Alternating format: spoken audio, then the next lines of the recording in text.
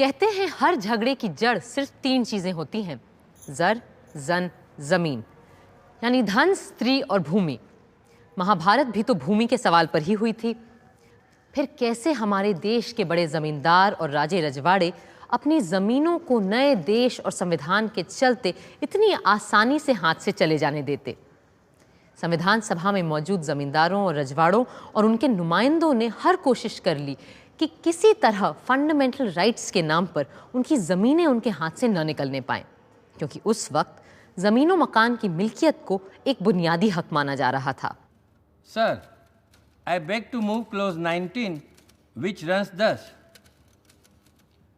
No property, movable or immovable, of any person or corporation, including any interest in any commercial or industrial undertaking, shall be taken or acquired for public use unless the law provides for the payment of compensation for the property taken or acquired and specifies the principles on which and the manner in which the compensation is to be determined.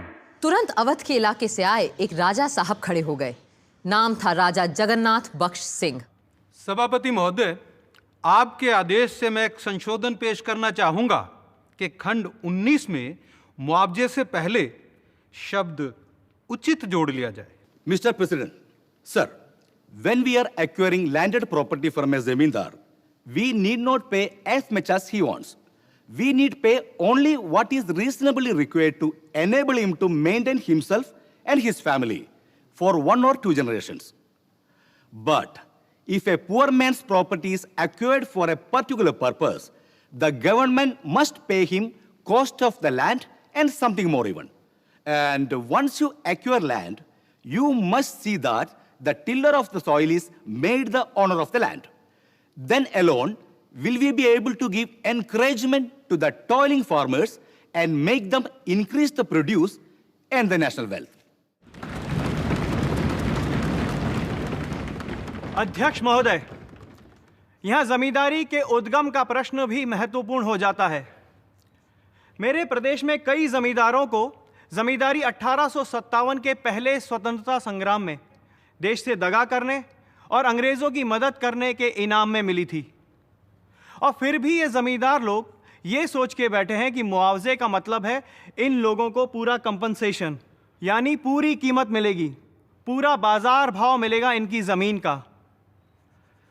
मगर महोदय, ऐसा करना तो किसी भी राज्य के लिए संभव ही नहीं हो सकता, और इस मौजूदा क्लॉज का प्रभाव तो उल्टा पड़ेगा हम पर। इससे तो इन मुट्ठी भर जमींदारों को फायदा होगा और देश के करोड़ों गरीबों और भूमिहीनों के सामाजिक न्याय का सपना टूट जाएगा। सभापति महोदय, मैं आपके सामने इस संशोधन का विरोध करने के लिए खड़ा हुआ हूं। संशोधन में शब्द मुआवजे के साथ शब्द उचित जोड़ने की मांग की गई।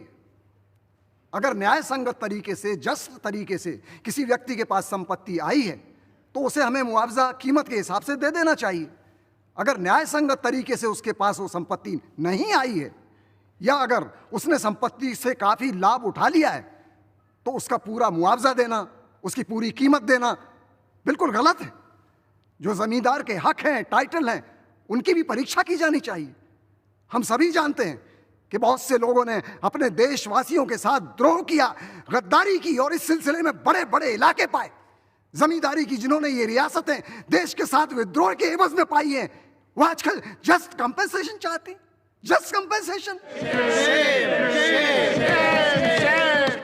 जस्ट यानी न्यायोचित। इस शब्द को सबसे पहले सन 1935 के कानून में अंग्रेजों ने डाला था, पर नया संविधान बनाते वक्त कमेटी में इस पर जोरदार बहस हुई। No property, movable or immovable, of any person or corporation shall be taken or acquired for public use unless the law provides for the just compensation for the property thus taken or acquired. Does it mean that where property is to be acquired for public use, compensation should be paid, or that property should not be acquired except for public use, and then compensation should be given? This has closely followed the Government of India Act of 1935. And if the government makes a tenancy law, is that public use or not? मान लीजिए सरकार Connaught place के सारे मकानों का उनके मालिकों से अधिग्रहण कर लेती है और फिर इन्हें उन्हीं किराएदारों को दे देती है जो वहां बरसों से रहते आए हैं। तो पहला कदम हुआ अधिग्रहण और दूसरा हुआ डिस्ट्रीब्यूशन। तो इस तरह का अधिग्रहण इस अनुच्छेद के अंतर्गत आएगा या नहीं? Most certainly. यदि ऐसा है तो मैं इसके खिलाफ हूं। मैं हर उस अधिग्रहण के पक्ष में हूं जहां पब्लिक यूज का मतलब हो सरकार के काम के लिए प्रॉपर्टी का एक्विजिशन। पर एक मालिक से लेकर दूसरे मालिक को दे देने के लिए किसी की प्रॉपर्टी या घर हथिया लेना, ये मैं इसके खिलाफ हूं। May I tell you, there is a slight change in the language here. The words just compensation have been used instead of the words compensation. The expression just has been borrowed from the Australian and American constitutions. By using the words just compensation, you have made it open to question in a court of law. In that case, we will drop the word just. It's just a matter of adjustment. Half a loaf is better than no loaf. अब बारी थी सदन में बहस की। जमींदारों ने ठान लिया था कि कबहू न छोड़ें खेत और बदलाववादी लगे हुए थे सैकड़ों सालों से जमी हुई इस व्यवस्था को तोड़ने में। Sir, I stand to support the clause. We are framing a constitution for a free India.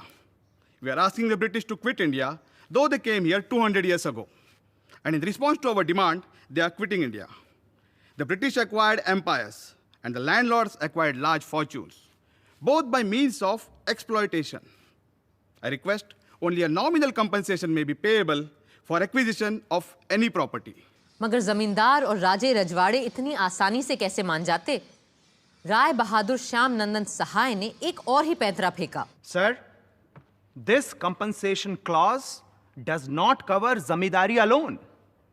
इसमें पूरे मुल्क में फैली हर तरह की चल और अचल संपत्ति की बात भी शामिल है और हो सकता है आगे चलकर देश के भले के लिए हमें छोटे किसानों की बटाई की काश्तकारी भी एक्वायर करनी पड़े। तो क्या आप उस दिन उन्हें जस्ट कंपनसेशन नहीं देंगे? The right to private property and the protection of that private property is the acceptance of the principle of right over might. आप चाहें तो इस उसूल को उठाकर फेंक दीजिए, पर इस तरह हम धीरे धीरे स्वराज से जंगल राज की तरफ चले जाएंगे और हमारे समाज का बना बनाया ताना बाना बिखर कर तार तार हो जाएगा। मेरे काबिल दोस्त जमींदारी के बारे में पूरी जानकारी नहीं रखते, सिर्फ आधी अधूरी बातें जानते हैं। वो भूल रहे हैं कि मुल्क में कई जगहों पर कई लोगों ने जमींदारियां अपनी जिंदगी भर की कमाई से बड़ी कीमत देकर खरीद कर हासिल की हैं, किसी खैरात में नहीं पाई हैं। If the honorable mover of the clause 19 feels, as I do, that compensation means just and fair compensation, the mover of the amendment may withdraw his amendment. जनाब, दिक्कत सिर्फ जमींदारियों की नहीं है, बल्कि और बहुत बड़ी है। और ये दिक्कत है उद्योग की, इंडस्ट्री की। अभी कुछ 6-7 साल पहले दूसरी जंग अजीम में कई उद्योगपतियों ने अपनी लागत से कई 100 गुना मुनाफा कमाया है। कपड़ों के कारखाने को ले लीजिए, जहां 50 करोड़ लगाकर कईयों ने तो हजारों करोड़ का मुनाफा कमाया है। विश्व युद्ध में दुनिया में किसी ने भी इतना पैसा नहीं कमाया जितना कि हमारे देश के उद्योगपतियों ने कमाया है। इसलिए मेरा कहना है कि अगर हमने इस क्लॉज को जैसे का तैसा पास कर दिया तो आने वाले वक्त में भूमि सुधार यानी लैंड रिफॉर्म के काम में एक बहुत बड़ी अड़चन पैदा कर जाएंगे। अंत में वोट से पहले सरदार पटेल सारे प्रश्नों का जवाब देने खड़े हुए। The discussion on this question has gone on the wrong track. Those who took part in the debate assumed that this clause was intended for the purpose of acquiring zamindaris. Land will be required for many public purposes. Not only land, but so many other things may have to be acquired. And the state will acquire them after paying compensation and not expropriate them. That is the real meaning of this clause. But the zamindars or some of their representatives thought that their interests must be safeguarded by moving an amendment or by making a speech here. They must recognize the times and move with the times. It is wrong to think that this clause was intended really for them. It is not so. The process of land acquisition is already there, and the legislatures are already taking steps to liquidate the zamindaris. Therefore, we must not or need not go into the question whether zamindars have in the past been patriotic or a nuisance or anything of that kind. It is all irrelevant. And I move this clause as moved by me to be passed.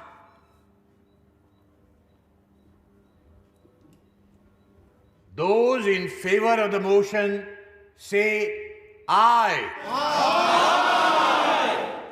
Sardar Vallabh भाई पटेल का भूमि अधिग्रहण के सवाल पर प्रस्ताव पास हो गया, पर जमींदारी खत्म करने का मसला इतनी आसानी से हल होने वाला कहां था। 10 सितंबर 1949 को जमींदारों की जमीन देश के लिए लेने के बारे में एक संशोधन प्रस्ताव संविधान सभा के पटल पर रखा प्रधानमंत्री जवाहरलाल नेहरू ने। जनाब सदर साहब, इन सवालों के जवाब के दो पहलू हैं। एक, the individuals right to property, और दूसरा, the communities interest in that property. यानी मिल्कियत में एक तरफ फर्द का और दूसरी तरफ पूरे समाज का हक। इस अमेंडमेंट में हमने इन दोनों पहलुओं को मद्देनजर रखने की पूरी कोशिश की है। कांग्रेस ने कई साल पहले यह फैसला किया था कि हिंदुस्तान से जमींदारी का रोग पूरी तरह खत्म कर देंगे, और जाहिर है हम इस वायदे को 100% निभा कर ही रहेंगे, और कोई भी कानूनी दाव पेंच या नुक्ता हमारे इस इरादे के सामने रुकावट नहीं बन पाएगा, क्योंकि संसद को ही देश और समाज की नुमाइंदगी का पूरा हक है। कई गांधीवादी कांग्रेसी नेताओं ने पंडित नेहरू के अनुमोदनों का जोरदार समर्थन किया। जनाब सदर साहब, गोलमेज कॉन्फ्रेंस के वक्त महात्मा गांधी जी ने कहा था,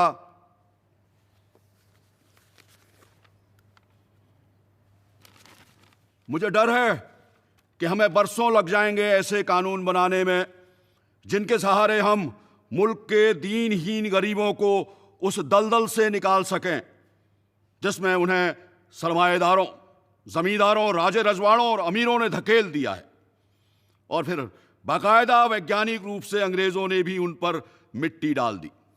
अगर हमें इन सब दबे कुचले लोगों को ऊपर लाना है तो यह काम करने का राष्ट्र की सरकार को आहत उठाना होगा और कमर कस के यह काम करना होगा। और इस काम को करते वक्त अगर जरदारों, जमींदारों और सरमाएदारों को तकलीफ हुई तो मैं उनसे सहानुभूति भले रखूं, मैं उनकी कोई मदद नहीं कर सकूंगा। लेकिन जिस मुद्दे पर बहस हो रही है, उसका इससे क्या लेना देना है? नहीं जनाब, मेरी बात की रेलिवेंसी इस बात में है कि अगर पंडित नेहरू का संशोधन पास हो गया तो यह काम करना असंभव हो जाएगा। इसलिए मैंने अपने संशोधन प्रस्ताव में लिखा है कि सुप्रीम कोर्ट नहीं, पार्लियामेंट को यह तय करने का अधिकार होना चाहिए कि कब कंपनसेशन देना है और कब नहीं देना है। Sir, Mahatma Gandhi preached and lived his doctrine of aparigraha, that property holders should be mere trustees of that property for the good of the community. If the great ideal of the Ishopanishad, renounce that you may enjoy by renouncing, had this been followed by property holders, then all these conflicts, all these disputes about property would not have arisen. But sir, that unfortunately has not been the lot of humanity. The history of humanity, as has been stated by a great historian, it's strewn with the crimes, follies, and stupidities of mankind. Let us not talk of the follies and stupidities of mankind. Let us confine ourselves to the article under consideration. Kamat साहब तो चुप हो गए, पर socialist नेता professor K.T.. Shah को चुप कराना आसान नहीं था। सर, एक फ्रेंच फिलोसोफर से एक बार किसी ने पूछा कि व्हाट इज प्रॉपर्टी, ये जायदाद किस चीज का नाम है? तो उसने जवाब दिया, जायदाद यानी चोरी का माल। मुझे लगता है कि चोरी तो बड़ा भलमनसाहत का शब्द है, क्योंकि अगर आप इसकी जड़ में जाएं तो देखेंगे कि ज्यादातर जायदादें सिर्फ चोरी से नहीं बल्कि जबर से, धोखे से और हिंसा से प्राप्त की गई है, और इन बातों को किसी भी व्यवस्था में सही नहीं ठहराया जा सकता है।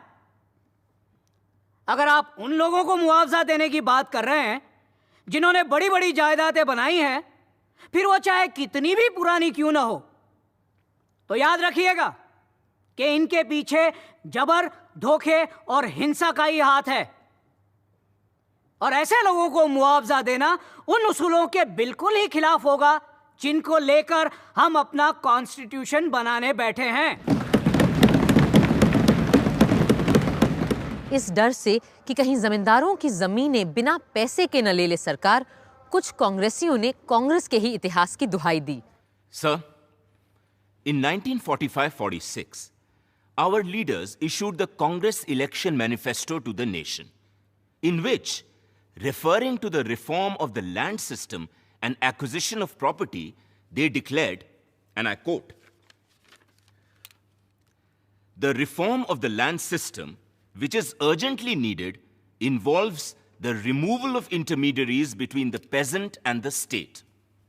The right of such intermediaries should therefore be acquired on payment of equitable compensation." Sir, are we to fall into the trap of the socialists and take shelter under the law and pay no compensation in the name of the law? Or are we to stand by the Congress Parliamentary Manifesto that equitable compensation should be paid? That is why I want the exact words of the manifesto to be introduced in the amendment of Pandit Jawaharlal Nehru. Sir, our honored Prime Minister has in effect said that property belongs to the public, to the people.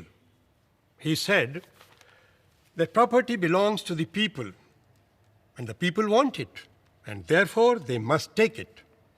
Compensation or adequacy of compensation does not enter into the picture.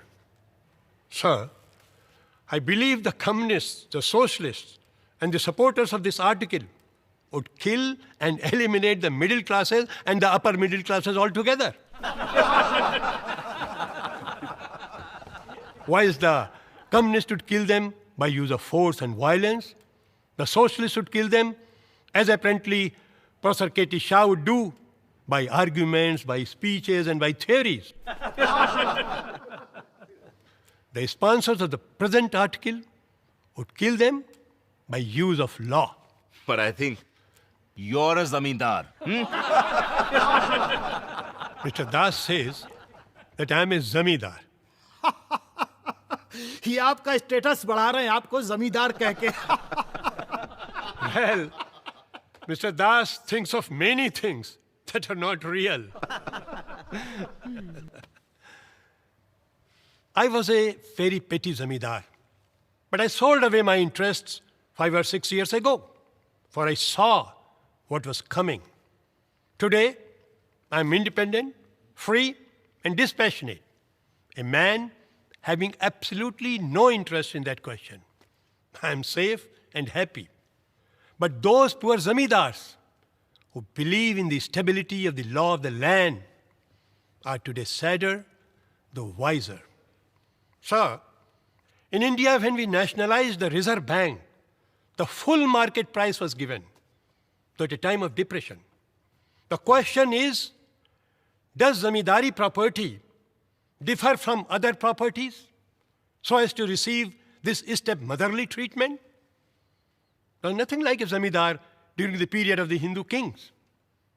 During the Muslim period, they were unconsciously created as a matter of administrative necessity. We all know the history. All I want is to limit the payment of minimum compensation to 12 times. Sir, in UP they desire to pay 8 times. I want to make it 12 times. UP की विधानसभा में जमींदारों को उनकी सालाना मालगुजारी का 8 गुना देकर उनकी जमीनों का अधिग्रहण करने का प्रस्ताव रखा गया था। इस राशि को और बढ़वाना चाह रहे थे श्री नजीरुद्दीन अहमद, पर कुछ का कहना था कि हम जरूरत से ज्यादा दे रहे हैं जमींदारों को। सो बहस जारी रही। Sir, mention has been made of the UP legislation on the abolition of the Zamindari Bill. The UP Assembly stands committed to the principle of abolition of capitalism. As you see, the UP abolition of Zamindari Bill not only gives the Zamindar compensation, but also gives a rehabilitation grant. So it proves that it is not in a vindictive spirit that the house in the future may or will function, or the new order that is to be created will be pursued in any arbitrary way. Thank you. Sir, there is no question of expropriation of property. The question of nationalization or socialization really does not arise today. These are issues that have been raised to confuse the matter. Shrimati Renuka राय का तर्क था कि इस clause का जायदाद के राष्ट्रीयकरण या समाजवाद से कोई लेना देना नहीं है। If someone thinks that the state is going to steal his property, then he is wrong. The government is here to protect you, not harass you in the name of nationalization. The government has laid down its economic policy. That policy does not include any nationalization or socialization, except in the case of the abolition of zamindari. जब श्रीमती रेणुका राय काफी देर बोल चुकी थीं, तो आखिर अध्यक्ष महोदय ने उन्हें टोक ही दिया। I hope you have finished now. I have just 1 or 2 more points, sir. More points or more words? More points, sir. Last of all, I appeal to this House and say, let us not accept something which posterity may point to and say that we were more interested and concerned in entrenching vested interests in the Constitution than all other rights. Let them not say that the right to property was the only fundamental right in which we showed most concern. As let us not forget that no other economic right is incorporated in fundamental rights. All others are directive principles, as pious hopes for the future. Thank you. Thank you. Next speaker, Begum Ejaz रसूल। जनाब, मैं आपको इस बात पर तवज्जो दिलाना चाहती हूँ कि 7:15 बज चुके हैं और हम सब यहाँ पिछले 7 घंटों से बैठे हैं और अभी भी तमाम लोग इस अहम मुद्दे पर अपनी बात रखना चाहते हैं। इसलिए क्या ये मुनासिब ना होगा कि हम इस हाउस के मशवरे से ये डिबेट मंडे तक के लिए मुलतवी कर दें? नो सर, हम में से ज़्यादातर लोग चाहते हैं कि ये सब्जेक्ट आज ही ख़त्म कर लिया जाए। सर, बेचारे जमींदारों को भले पूरा मुआवजा हम ना दें, उन्हें अपनी बात कहने का पूरा मौका तो हम दे ही सकते हैं ना। जी जनाब, कम से कम उन्हें अपनी आखिरी हिचकियां तो ले लेने दीजिए। The House stands adjourned now till 9 o'clock Monday morning. सोमवार को भी वार जारी रहे। पहले वक्ता मैसूर के श्री एच सिद्धवीरप्पा ने एक संशोधन रखा कि प्रस्ताव में रैयतवारी का जिक्र भी होना चाहिए।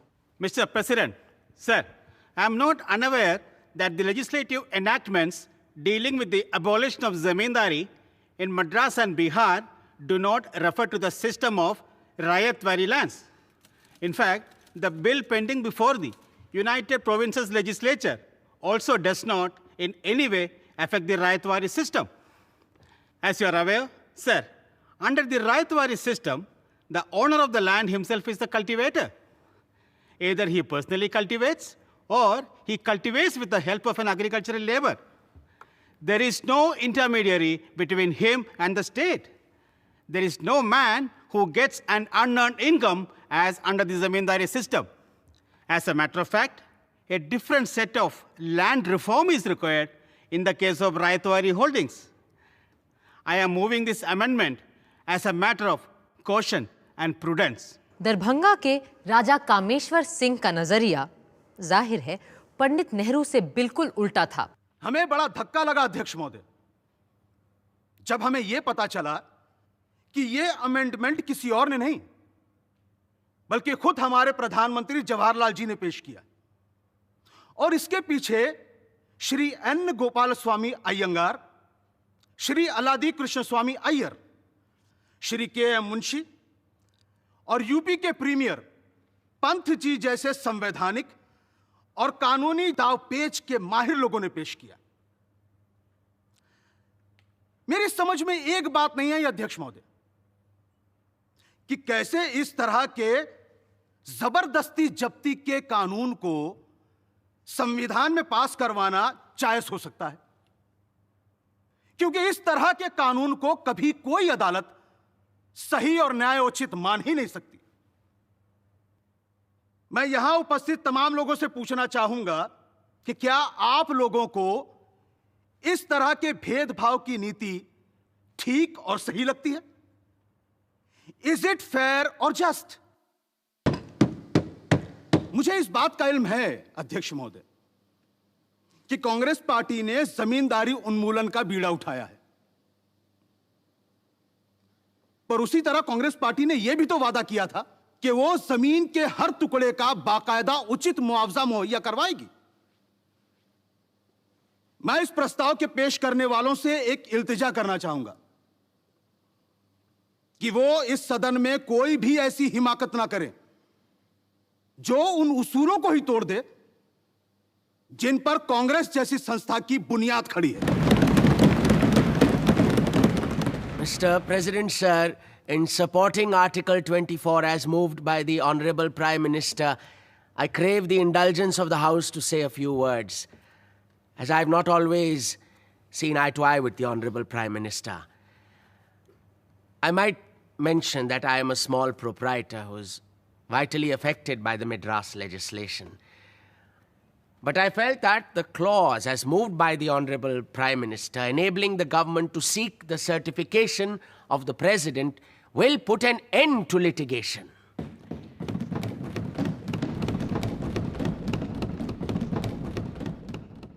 Though a lawyer by profession, I may claim I have never approached law in a legalistic spirit.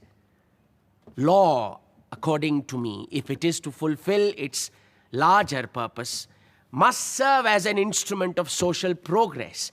It must reflect the progressive and social tendencies of the age. Our ancestors never regarded the institution of property as an end in itself. Property exists for dharma. Dharma and the duty which the individual owes to the society form the whole basis of our social framework. The sole end of property is yagna and to serve a social purpose, an idea which forms the essential note of Mahatma Gandhi's life and teachings. In the fervent hope that the amendment will further social progress of the teeming millions of the agricultural population of this country, I accord my wholehearted support to the proposition as put forward by the Honorable Prime Minister. जमींदारों की lobby के लोग अब तक सचमुच हिल चुके थे। आदरणीय अध्यक्ष जी, मुझे आज सुबह यहां खड़े होते वक्त डर लग रहा है कि पता नहीं मेरे ख्यालात को यहां किस नजर से देखा जाएगा। श्रीमान, आप बिल्कुल मत घबराइए, डू नॉट वरी। पर मुझे पूरा विश्वास है, इस सदन की बुद्धिमत्ता और दूरदर्शिता पर पूरा भरोसा है कि यह हाउस मुझे अपनी बात कहने का बेरोक टोक पूरा मौका देगा, भले ही पंडित बालकृष्ण शर्मा नवीन जैसे लोग कितना ही रोकें और टोकें। मैं तो सिर्फ इनका हौसला बढ़ा रहा था। I was just encouraging the honourable member sir. शुक्रिया महोदय, मैं पूरी तरह से मानता हूं कि उत्पादों के बनाने के सिलसिले में समाजवाद का आना क्रमिक विकास का एक जरूरी हिस्सा है। यह तो होना ही है। मेरा झगड़ा केवल उन लोगों से है जो इस एवोल्यूशन को रेवोल्यूशन से लाना चाहते हैं।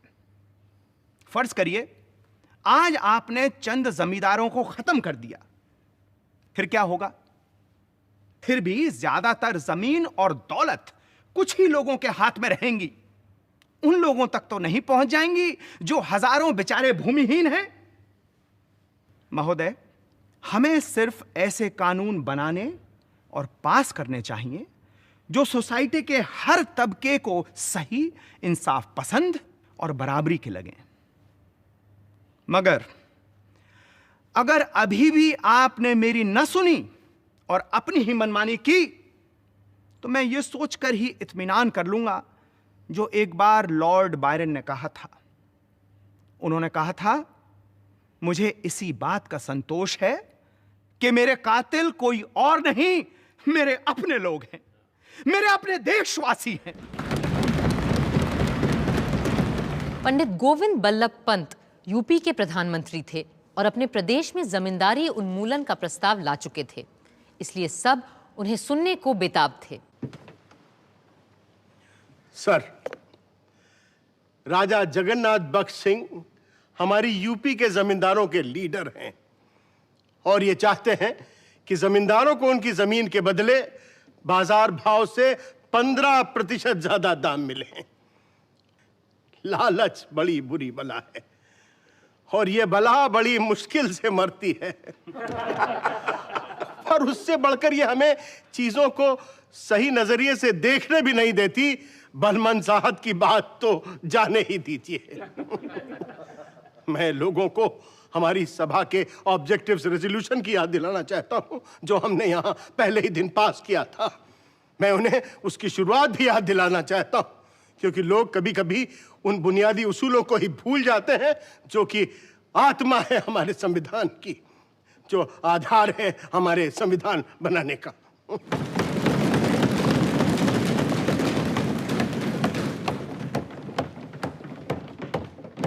मैं साफ कर देना चाहता हूं कि हमारे संविधान में जमींदारी उन्मूलन और भूमि सुधार लाए ही इसलिए जा रहे हैं कि हम संघ के सामाजिक उद्देश्यों को पूरा कर सकें।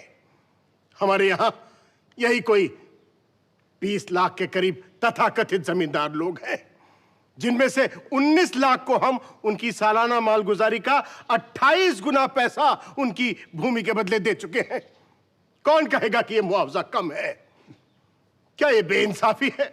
क्या यह काफी नहीं है कि चाहे कोई अपनी जमीन से कितना कम क्यों ना कमाता हो, हमने उसकी भूमि का कम से कम 8 गुना तो पैसा उसे दिया ही है। आप में से जो लोग जमींदारी के इतिहास से वाकिफ हैं वो तो जानते ही होंगे कि जब अंग्रेज जमींदारी की व्यवस्था लेकर आए थे तो इन जमींदारों को इनकी पूरी कमाई का 10% से अधिक रखने की इजाजत नहीं थी और कभी कभी तो इनको अपनी जेब से पैसा अंग्रेजों को देना पड़ता था कि इनकी नंबरदारी चलती रहे। हाँ, जमींदारों ने जो बोया था वही आज काट रहे हैं। ये इन्हीं की करतूतों का फल है। अध्यक्ष जी, जमींदारी की बात करते समय हम उसे कैसे नजरअंदाज कर सकते हैं जो आज चीन में हो रहा है, जो आज बर्मा में हो रहा है। सो मेरी पूरे हाउस से अपील है कि ये आर्टिकल पास करते वक्त हम पूरे माहौल को ध्यान में रखें और अपनी नजर उन उद्देश्यों से ना हटने दें जिनको लेकर हम यहाँ अपना संविधान बनाने बैठे हैं। हवा का रुख किधर को है ये सबको पता था, पर फिर भी जमींदार और रियासतों, रजवाड़ों, ठिकानों वालों ने उम्मीद नहीं छोड़ी थी। वो इस कोशिश में लगे थे कि जितना फायदा भी मिल सके उतना ही सही। बेगम एजाज रसूल खड़ी हुई एक इमोशनल अपील के साथ। कुछ लोग ये ज़रूर समझेंगे कि मैं इस तरह का बयान इसलिए दे रही हूँ क्योंकि इसका मुझ पर सीधा असर होने वाला है। जनाब, मेरी आवाज़ कितनी भी बेअसर और कमज़ोर क्यों ना हो, लेकिन मैं सैकड़ों हज़ारों लोगों के जज्बात की तायीद कर रही हूँ। हिंदुस्तान के कई अदद अखबारों ने भी इसके हक में अपनी राय जाहिर की है। यूपी में ज़मींदारी बिल के मातहत तकरीबन 1 करोड़ लोगों की आमदनी पे बुरा असर होगा और जो मुआवजे की तजवीज़ पेश की जा रही है उससे तो 2 जून की रोटी भी मैसर नहीं होने वाली। क्या यूपी के वजीर आज़म ने इस बारे में सोचा भी है कि इन बेचारों का क्या हश्र होने वाला है? बिना किसी जरिया माश के इन्हें दर बदर भटकने के लिए बेदखल किया जा रहा है। क्या आप क्या कह रही हैं बेगम साहिबा? जमींदारी तो वैसे ही खत्म होने वाली है। I warn the Premier of UP that by depriving the zamindars of their source of livelihood without making any proper provision for them, he is creating problems for himself, which it may be difficult for him to cope with. माफ कीजिएगा बेगम साहिबा, क्या आप श्रीमान पंत को धमकी दे रही हैं? Are you daring premier Pant? Order, order. और इसी के साथ अध्यक्ष महोदय ने आखिरी वक्ता को बुलाया। मौलाना हसरत मोहानी। जनाब सदर साहब। मौलाना साहब, I wish to remind you that we are closing in half an hour's time. अत्सरे नो, मैं अपनी बात साफ कर दूं कि मैं पंडित पंत जी के पूरे ढंग और ढर्रे के ही खिलाफ हूं जो इन्होंने जमींदारी खत्म करने के ढोंग के तौर पर किया है। ढोंग से क्या मतलब है आपका? ढोंग लफ्ज का इस्तेमाल मैं यहाँ जानबूझकर कर रहा हूँ क्योंकि मेरे शातिर सियासतदां दोस्त पंजी ये तो अच्छी तरह से समझ ही चुके होंगे कि उनके इस कदम से जमींदारी खत्म नहीं होगी बल्कि हमेशा के लिए अपने पैर और कस के जमा लेगी। इनका कहना है कि अगर बटाईदारों ने 10 गुना किराया दिया तो ये उन्हें भूमिदार बना देंगे। मैं कहता हूं कोई भी इन लफ्जों के हेर फेर से बेवकूफ बनने वाला नहीं है। आखिर इसका मतलब ही क्या हुआ? फर्क ही क्या है भूमिदार और जमींदार में? जमीन फारसी का लफ्ज है और भूमि संस्कृत का शब्द, और पंडित जी एक को हटाकर दूसरे को ला रहे हैं बस। ये और कुछ नहीं, लफ्जों का खेल है, लफ्फाजी है। ये भूमिदार और कोई नहीं, कल के जमींदार ही होंगे और चंद जमींदारों के बदले हम बहुत से भूमिदारों को खड़ा कर देंगे बस। Sir, the question may be put now. Closure has been moved. I am going to put the question of closure to the House. The question is, मौलाना हसरत मोहानी की सारी कोशिशों के बावजूद प्रस्ताव तो पास हो गया और फिर खड़े हुए पंडित नेहरू और श्री के.एम. मुंशी अंतिम संभाषण के लिए। the next speaker is Pandit Jawaharlal Nehru. If you will permit, sir, my honorable colleague, Mr. Munshi, would reply.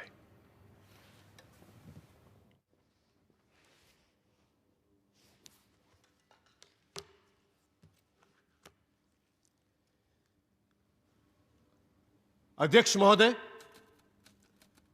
Sir, प्रधानमंत्री पंडित नेहरू के शानदार बयान, साथ में मेरे मित्र श्री अल्लादी कृष्ण स्वामी अय्यर और यूपी के प्रीमियर पंडित पंत जी के ओजस्वी भाषणों के बाद मेरे कहने को कुछ खास बचता नहीं है। किंतु सर, मैं ये नहीं चाहता कि इस सभा की यह बहस यूपी के प्रीमियर पंत जी और यूपी के जमींदारों के बीच की तू मैं बनकर रह जाए। जैसा कि एक समय लगने लगा था। आपको आज पूरे देश को एक संपूर्णता के साथ देखना होगा। ना तो मैं इस बहसा बहसी की तरफ ध्यान देना चाहता हूं, ना मुझे जमींदारी की उत्पत्ति के बारे में कुछ सुनना है। मैं केवल इस तरफ ध्यान देना चाहता हूं कि मद्रास, बिहार और यूपी के 3 बिल आज उदाहरण के रूप में देश के सामने हैं और इन पर अमल होना भी शुरू हो चुका है। और हमारी किसान जनता इस संविधान के लागू होने के बाद भी अपने अधिकारों से वंचित रह जाए, यह हम नहीं होने देंगे। इन 3 लेजिस्लेशंस, इन 3 प्रस्तावों के अंतर्गत 7 करोड़ 40 लाख एकड़ जमीन आती है। फिर इसका असर 7 करोड़ 20 लाख किसानों और काश्तकारों के जीवन पर भी पड़ा है। और अब हम इतने लोगों का भविष्य दांव पर नहीं लगा सकते, वो भी सिर्फ कोई 5,500 जमींदारों के लाभ के लिए। May I know how you have calculated this figure, sir? मुझे ये आंकड़े मंत्रियों से मिले हैं। हां, अगर उन्होंने मुझे गलत आंकड़े दिए हैं तो मैं भी गलत हो सकता। May I inform the honorable member that in UP alone there are 22 lakhs of people directly affected besides their dependents.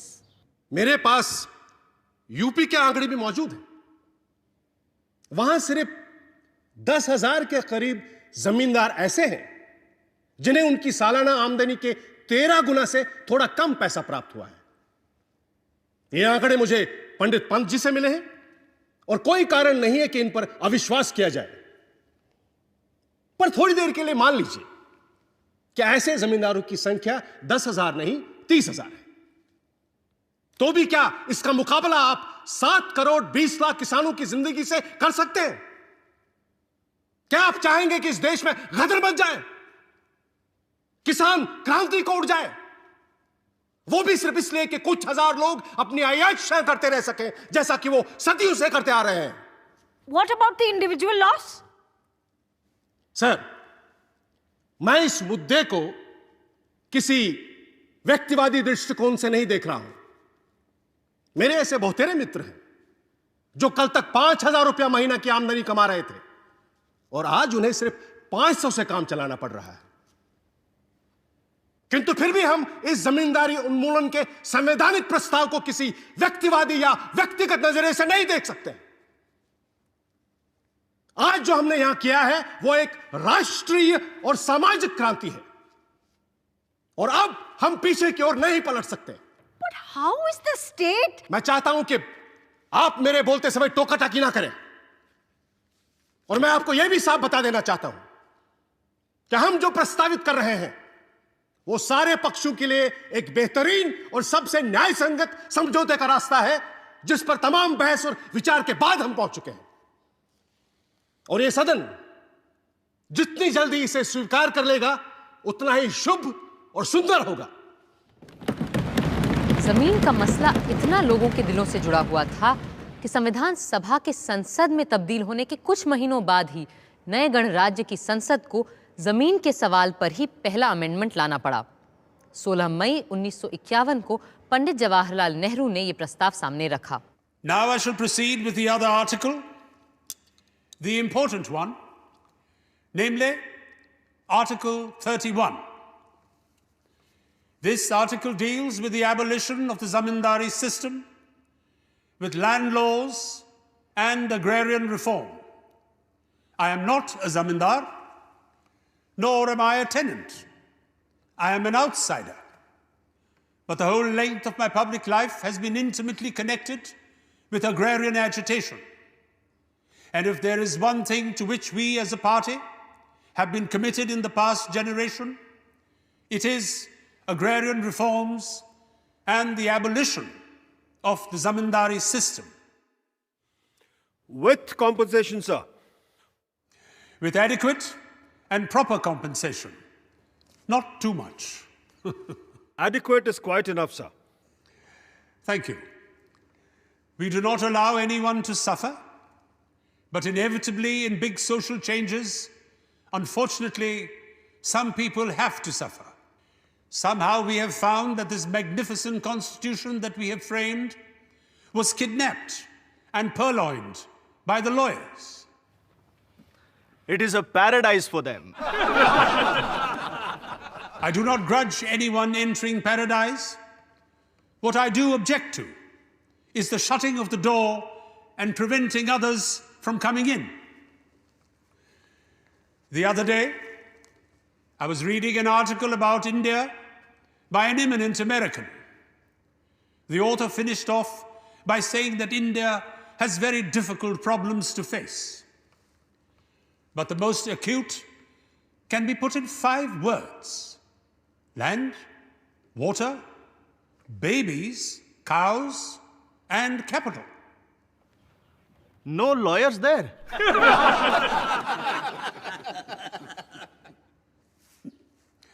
I am not going to say anything about babies and cows, important as they are, nor anything about capital.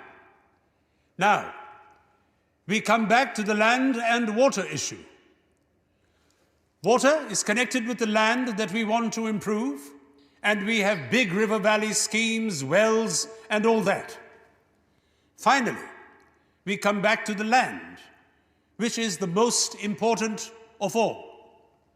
And if we do not make proper arrangements for the land, all our other schemes, whether they are about growing more food or anything else, may fail.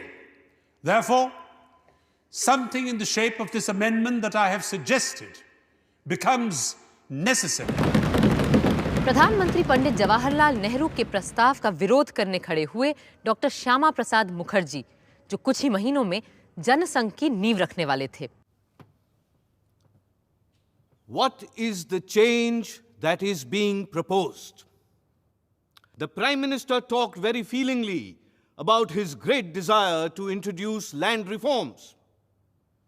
As he rightly pointed out, the declaration was that zamindari would be abolished, for which fair compensation would be paid. In any case, the Congress stood for the abolition of zamindari on payment of fair compensation. Equitable compensation, sir. Equitable compensation. What has happened since then? That there has been delay is not the fault of the Constitution. There is only one party ruling India today. All the governments are under control of a centrally organized party. Why has not the center sat down and given some sort of formula saying, this is the formula that every state should adopt in effecting land reforms, with minor changes as local conditions may necessitate? Therefore, I would very earnestly suggest that a situation has not yet come when any change in Article 31 is called for. If you tried it and failed, then I would understand your anxiety to change the Constitution.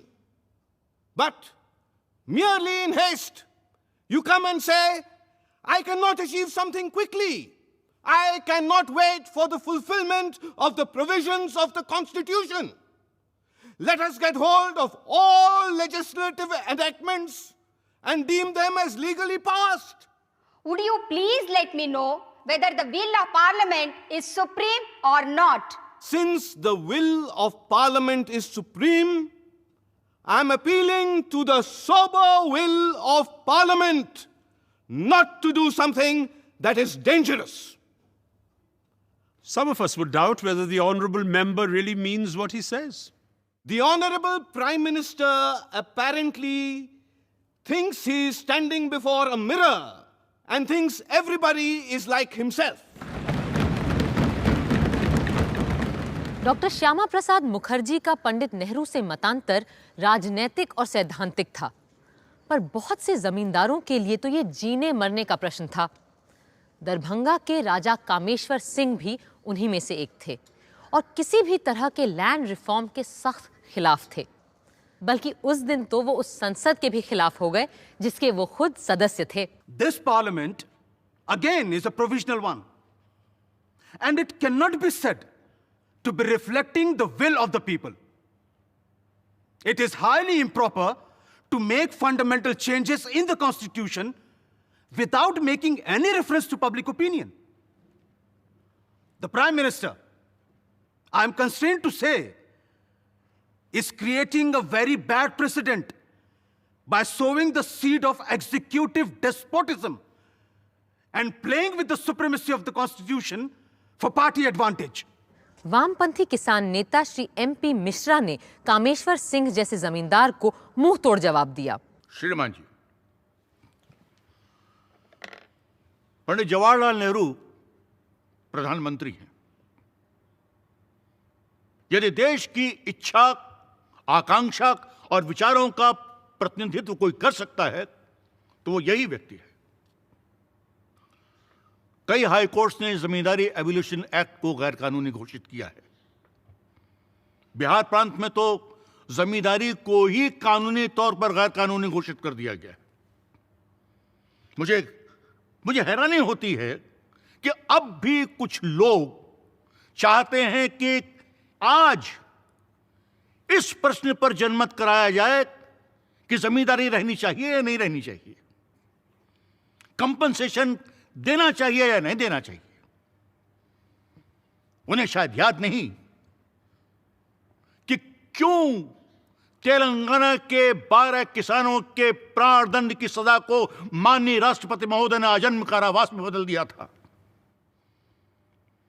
उस प्रदेश के किसान जमींदारों के आतंक से त्रस्त हो गए थे, उनके जुल्मों से पागल हो गए थे, जिसलिए आज श्री विनोबा भावे उनको शांत करने के लिए वहां घूम रहे हैं।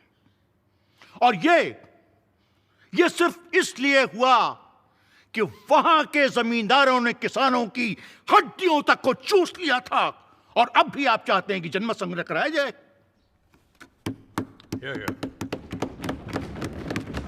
जमींदार ये सोचते थे कि दिल्ली उन्हें बचा लेगी। दिल्ली तो क्या, दुनिया की तमाम राजधानियां आपको नहीं बचा सकती, दुनिया के तमाम शासक आपको नहीं बचा सकते, क्योंकि आधी दुनिया लाल रंग में रंग चुकी है और बाकी की बची दुनिया में भी यही हवा तेजी के साथ फैल रही है।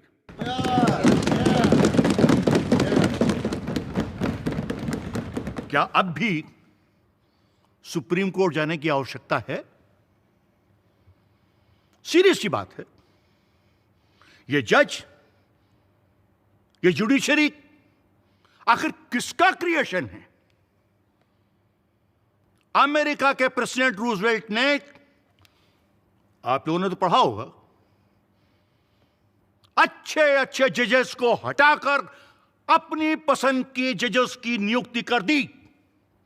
हम ये तरीका अख्तियार नहीं करना चाहते और इसीलिए इस विधान में संशोधन लाना चाहते हैं। उस दिन भी फर्स्ट अमेंडमेंट को सबको समझाने और उसे सदन के तूफानी थपेड़ों से बचाकर किनारे लगाने का काम किया डॉक्टर अंबेडकर ने। Now I come to clause 4 of the bill. This clause introduces a new article, 31A. What this article does is to permit a state to acquire what are called estates. Secondly, it says that when legislation is undertaken to acquire estates, nothing in the fundamental rights shall affect such a legislation. I am emphasizing the word estate. The new article does not apply the acquisition of land. It applies to the acquisition of estates in land, which is a very different thing. I would have very much liked if the state had acquired all these properties and kept the land to create collective farming and cooperative farming. We have a large number of landless laborers in this country. But when you make these laws, making the tiller of the soil the owner of it, what provision can you make for the welfare of these landless laborers? If you want the betterment of agriculture, I'm convinced the intermediaries must be liquidated. The original article exempted compensation for the acquisition of zamindari rights. We are now dealing with exemption of discrimination. I do not see why Article 31 should now continue to operate when there is a law for the purpose of acquiring these estates. वक्त के साथ जमीन जायदाद की मिल्कियत को बुनियादी हकों से खारिज कर दिया गया। इसके बाद भी भूमि और संपत्ति के कानूनों में कई बदलाव हुए हैं और हो रहे हैं और शायद फिर होंगे। जैसे 2013 में भूमि अधिग्रहण के लिए 80% गांव वालों की इजाज़त लेना लाजमी कर दिया गया है। इस दास्तान ज़मीन और जायदाद का अंत कब और कहां होगा, इसके बारे में तो यही कहा जा सकता है कि आगे आगे देखिए होता है क्या।